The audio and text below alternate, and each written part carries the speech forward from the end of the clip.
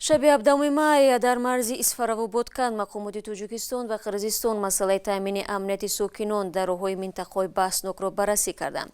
Як намояндаи Тоҷикистон бе зикри номаш ба радиозодӣ гуфт танҳо баъд аз иҷрои шарти ҷониби Қирғизистон, яъне чораҷӯӣ нисбат ба раиси маҳаллаи тоҷикони Исфара Ғафур Ҷураев убури амн аз деҳаҳои қирғизнишин таъмин карда шудааст.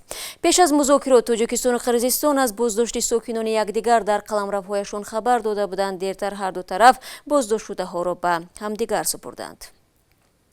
ҷузъиёти гуфтугӯи мақомоти тоҷик ва қирғизро ҳамкорам Мирзонаби Холиқзод пайгирӣ кардааст. хуб, дуруд бар шумо ва чӣ тафсилот дар даст доред?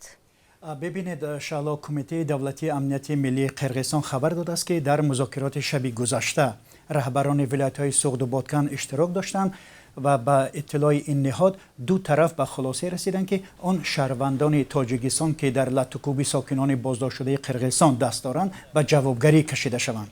аммо намояндаҳои мақомоти вилояти Суғд ва шаҳри Исфара ба таври расмӣ ба ин шакл ҳал шудани масъалаи роҳбандиро тасдиқ накарданд. ҷониби Тоҷикистон дар бораи вазъи шаҳрвандони боздоштшудаи кишвар чизе намегӯянд. و مقامات قرقیزستان ادعا دارند که شهروندان تاجیکستان 3 ساکن بازداشتشده اقصی را لطکوب کردند و آنها را برای معالجه به بیمارستان بردند.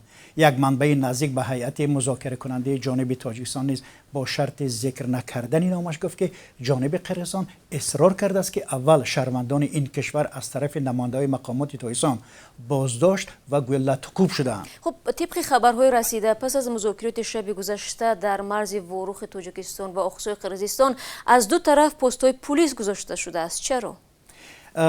درست است شالا. یک روز پیش باشندگان دهاتی هر دو کشور هم تاجیکستان و هم طرف قرقیزستان از مقامات کشورهای خود تأمین حرکت در راههای نزد مرزی را طلب کرده بودند. آنها مخصوصا از احتمال درگیری ها در راههای نگرانند که از قلمرو دو کشور و همچنین منطقه های بحثناک میگذرند.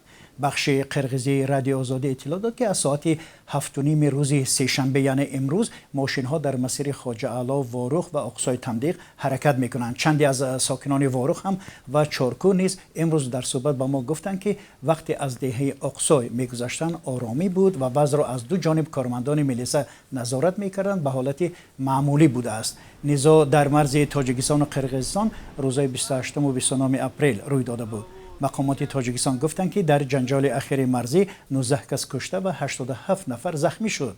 جانب قرقیزستان اعلان کرد که در همین حادثه 189 شهروند آن کشور مجروح شده، 36 نفر از جمله 2 کودک جان باختند. دوشنبه و بیشکک یکدیگر را برای آغاز درگیری مسلحانه ایدار کرده برای تحقیق حادثه پرونده‌های جداگانه باز کرده بودند. تشکر برای صحبت فراگیر.